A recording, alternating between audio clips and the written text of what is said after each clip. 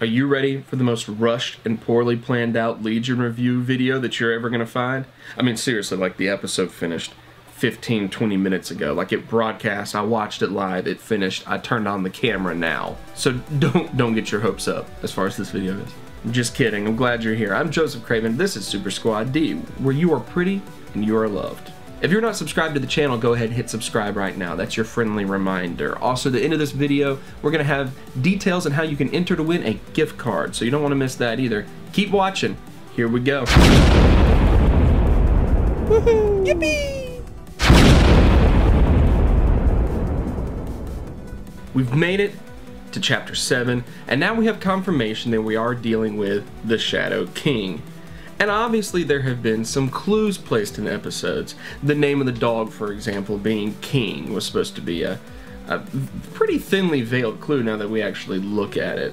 But we have this confirmation now, which means that now we know we're working with some comic book influence, such as Charles Xavier's encounter with the Shadow King in Egypt, where they battled on the astral plane. Which makes me kind of wonder, like, what was the obsession with Egypt back in the day when they wrote these comics? I mean, between Apocalypse and Shadow King, you've got really big bad guys that have Egyptian connections. It's kind of weird.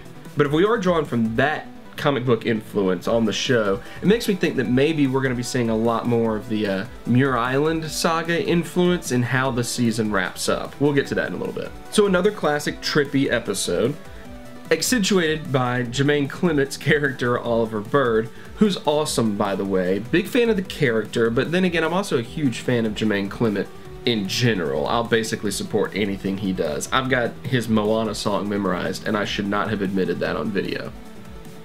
But it's really interesting that that character has been studying and has figured out a strategy that works against the Shadow King. Like, what is he exactly? What is Oliver Bird if he's able to look on the astral plane and see strategies that work against this incredibly evil psychic force? There's also a whole lot of Inception level dream within a dream sort of stuff going on between David getting trapped in his mind and us diving more and more into the fact that the characters are all trapped in David's mind but on different levels, and they're questioning what's real, and Oliver has these glasses that they put on that shows them what is actually real in the mindscape versus what is being a projection of the Shadow King.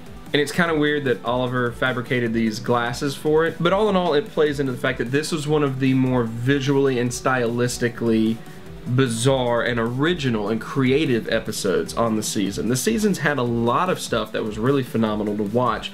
This, though, is one that kind of takes the cake, considering you've got Inception type elements, then you've got a silent movie in the middle of the episode. I think the best moment in the season is still the end of episode 5, which everything went silent when they went into David's childhood home, and for several minutes the episode, it just was pure silent stress.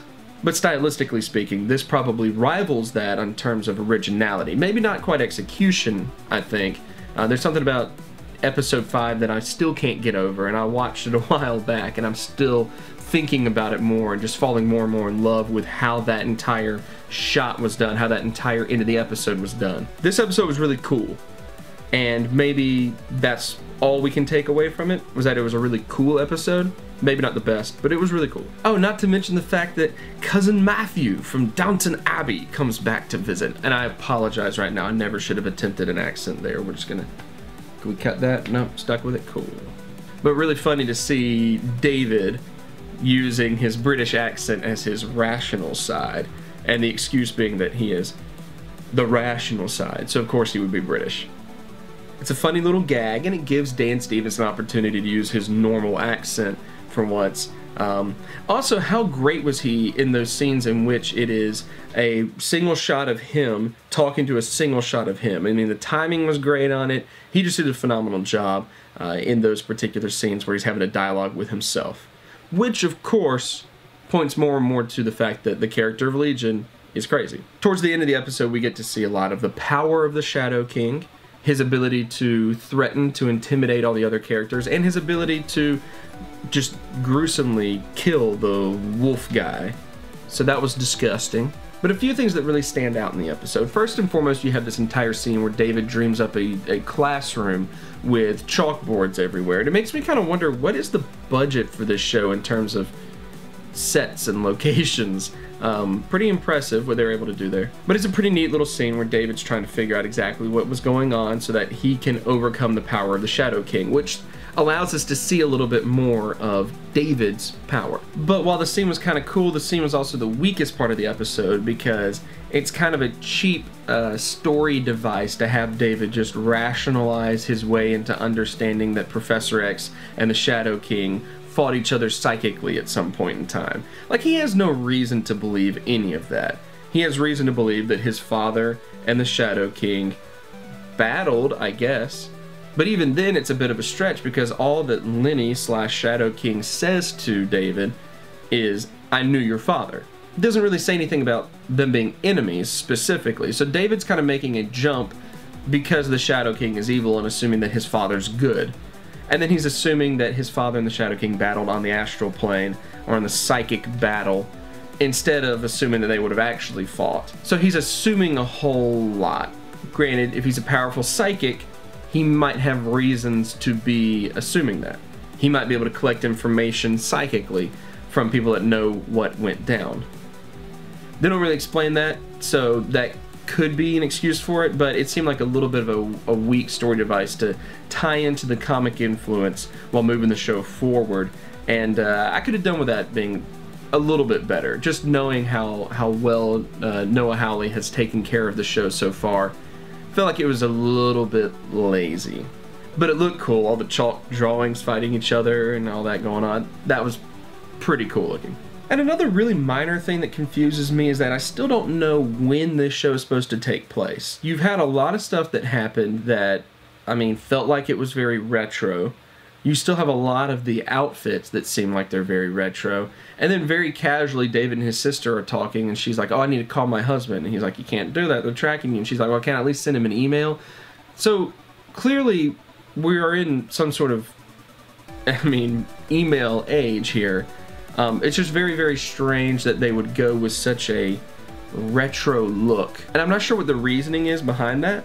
I'm sure that there is one, but it's not like he's trying to make Mad Men as a superhero show. It's not like he's trying to take a show and really attention to detail focus on all these little things that were true to the era. If this is a modern thing, why are people dressing the way that they're dressing? It's a little strange, but it's also kind of a cool touch, so I'm willing to excuse it.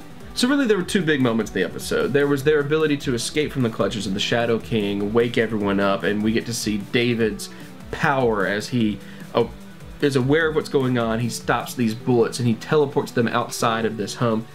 We see David saying with some freedom from the Shadow King. The little band is placed on his head.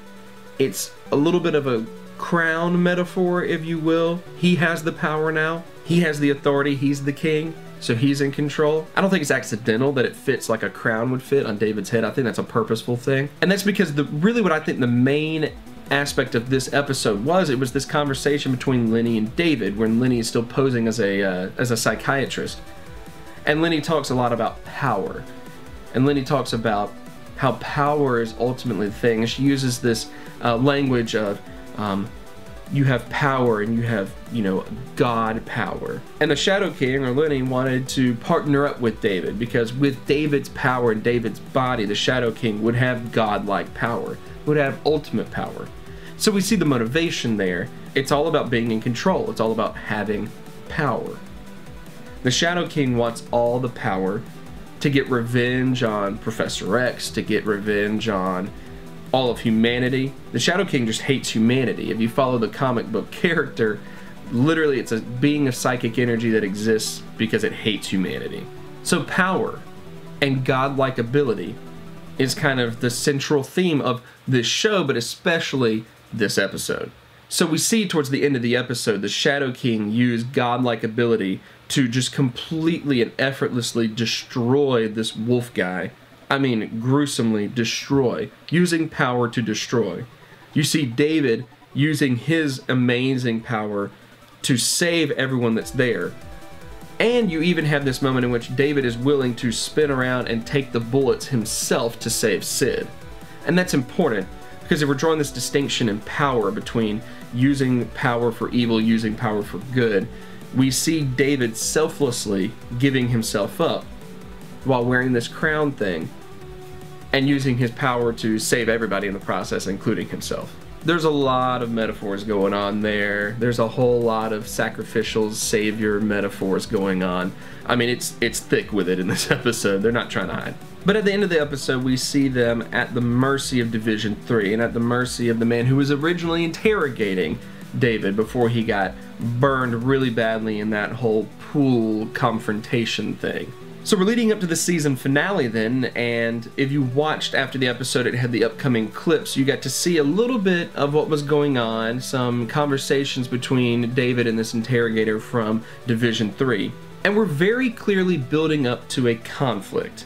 I think at this point, though, we're past the more dramatic, action-packed conflicts that the show has to offer. If I have to predict anything, I think the ultimate conflict, and this is what the show has been about this entire season, is not about powers at all. It's about power itself as a concept. So we're not really going to see a whole lot of fight scenes, I don't think, in this season finale. We haven't seen them in a huge amount on the show itself. The show has had a lot to do with mental illness. The show has had a lot to do with figuring out power and like internal power struggles. So I think they keep with that. And if I have to predict anything, I think that this final confrontation is much more of a psychological confrontation. It's about David's psychological well-being, obviously, but it's also a moral confrontation, and here's why. They had a little quote in the preview of the next episode in which David's being interrogated, and the interrogator says, "You're gods, and someday you'll realize you don't need to listen to us anymore." And I don't know if it really is going to happen in the episode or if they just spliced it together in this promo, but David responds by saying, "Isn't that the history of the world?" So if we're using this God and power language that was really evident in episode 7, and we go into the season finale, we could fully expect the confrontation to be a confrontation of whether David decides that he is a god.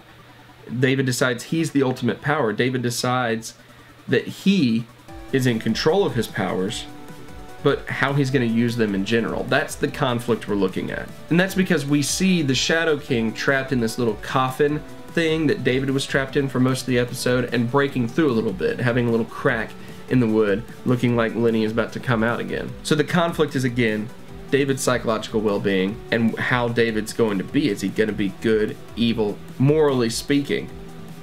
Where's David going to land on this conflict? And this is important because at the end of the Muir Island saga in the comics, if I remember correctly, someone could correct me if I'm wrong, Legion was left brain dead. And you really got to think that that storyline in the comics, that storyline is a major influence here because that storyline was the first time that Shadow King and Legion encountered each other, and it was the first time that Shadow King tried to take over Legion's body and did for a little while. So if that's a major influence, it makes me wonder if the constant battle for David's psychological well-being and morality is going to come down to the end of the season, David being left brain dead, and season 2 being about his recovery from that. That's what I think we're going to see in the season finale. Be sure to comment below and tell us what you think that we're going to see, what you expect, what you thought of this particular episode, Chapter 7 of Legion. Hey, and by commenting below, you will be entered to win a gift card to InStockTrades.com. You into that? Then comment. Keep watching videos later this week for details on when we will announce the winner of that gift card. This competition's open to anyone in the world, outside of the US even. If you're outside of the US, we'll send you a gift card to somewhere other than In Stock Trades. Be sure to comment, be sure to subscribe, and we'll see you next time on Super Squad D. Woohoo! Yippee!